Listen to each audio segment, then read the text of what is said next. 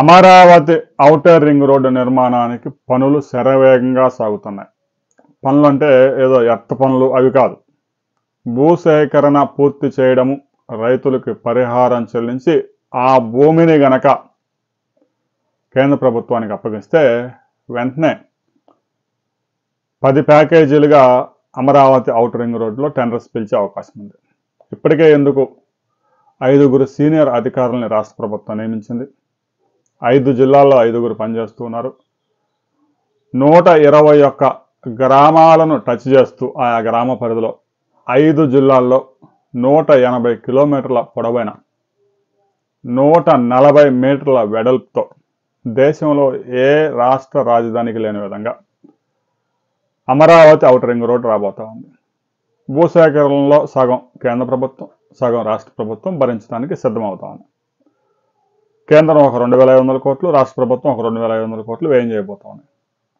అయితే ఇప్పటికే గతంలోనే 2018లోనే అలైన్మెంట్ పూర్తి చేశారు. ఆ అలైన్మెంట్లో పెద్దగా మార్పులు లేవు. 2-3 ప్రాంతాల్లో మాత్రం కొద్దిగా నిర్మాణాలు వచ్చాయి. 2019 నుంచి 2024 దాకా ఆ ప్రాంతాల్లో మాత్రం కొద్దిగా ఒక 50 మీటర్లు అటు ఇటుగా జరిగే అవకాశం ఉంది. అయితే తాజాగా అప్డేట్ ఏంటంటే గుంటూరు జిల్లాలోని వట్టిచెరుకూరు మండలం, చేబ్రోలు మండలం, మేడికొండూరు, పెదకూరపాడు, పేరచెర్ల ఈ ప్రాంతాల్లో అలైన్మెంట్ మార్కింగ్ చేశారు. సర్వే నెంబర్లు ఇప్పటికే గతంలోనే గుర్తించారు.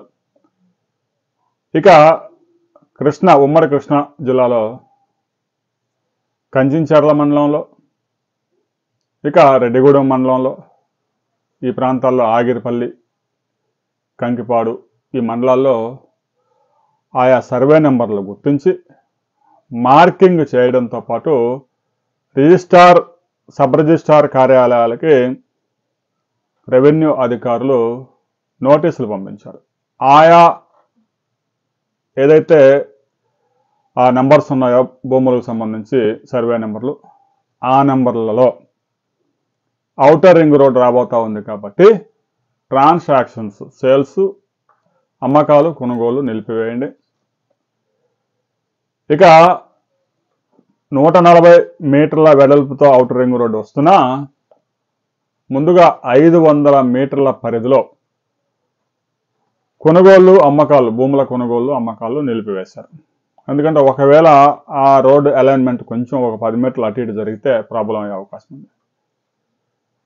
ఏవైతే ఔటర్ రింగ్ రోడ్డుకి భూములు ఇప్పటికే సర్వే నెంబర్లతో సహా ప్రకటించారో, రైతుల పేర్లతో సహా ప్రకటించారో, ఆ భూముల్లో వెంచర్లు వేసేందుకు కూడా అనుమతి ఇవ్వవద్దు.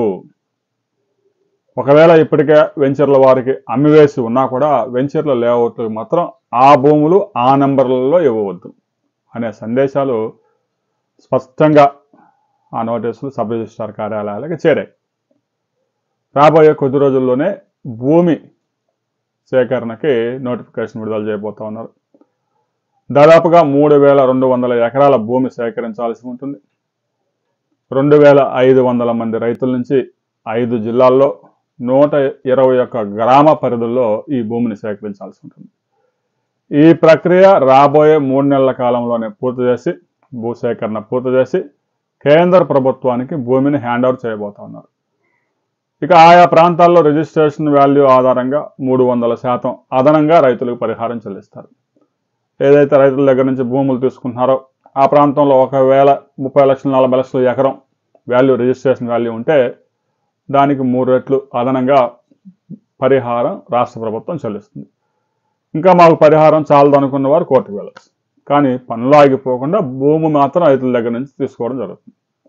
రాబోయే కొద్ది రోజుల్లోనే ఈ భూసేకరణ ప్రక్రియ కూడా పూర్తి చేయబోతా ఉంది. ఒక్కసారి కనుక భూమిని సేకరిస్తే 50% పని అయిపోయినట్టు. కేంద్ర ప్రభుత్వానికి అప్పగిస్తే వెంటనే పనులు ప్రారంభించడానికి జాతీయ రహదారుల సంస్థ సిద్ధంగా ఉంది. ఒక్కసారి ఔటర్ రింగ్ రోడ్డు పనులు కనుక పట్టాలు ఎక్కిస్తే ఇక తర్వాత అమరావతి ఇన్నర్ రింగ్ రోడ్డు పనుల మీద కూడా రాష్ట్ర ప్రభుత్వం ఫోకస్ పెట్టబోతా ఉంది. ఇప్పటికే అమరావతి ఇన్నర్ రింగ్ రోడ్ని BOT పద్ధతిలో నిర్మించాలని డిసైడ్ అయ్యారు. ఇది 85 నుంచి 90 కిలోమీటర్లే కాబట్టి ఆ బడ్జెట్లో ఇది సగమే అవుతుంది. ఇక విజయవాడ వెస్ట్ బైపాస్ ఈ ఇన్నర్ రింగ్ రోడ్డుకి అవుటర్ రింగ్ రోడ్డుకి ఎలాంటి అడ్డంకి లేదు. విజయవాడ తూర్పు బైపాస్ ఏదైతే ఉందో దాన్ని లిఫ్ట్ చేసి దాన్ని తీసేసి అమరావతి అవుటర్ రింగ్ రోడ్డుకి అమరావతి ఇన్నర్ రింగ్ రోడ్డుకి కనెక్టివిటీ చేసే విధంగా కాజా నుంచి తెనాలి వైపుగా ఒక 25 కిలోమీటర్లు కనెక్ట్ చేయబోతా ఉన్నారు. రాబోయే కొద్ది రోజుల్లో అమరావతి అవుటర్ రింగ్ రోడ్డుకు సంబంధించి భూసేకరణకు సంబంధించి పత్రికల్లో నోటిఫికేషన్ విడుదల చేయడానికి అధికారులు సిద్ధమవుతా ఉన్నారు.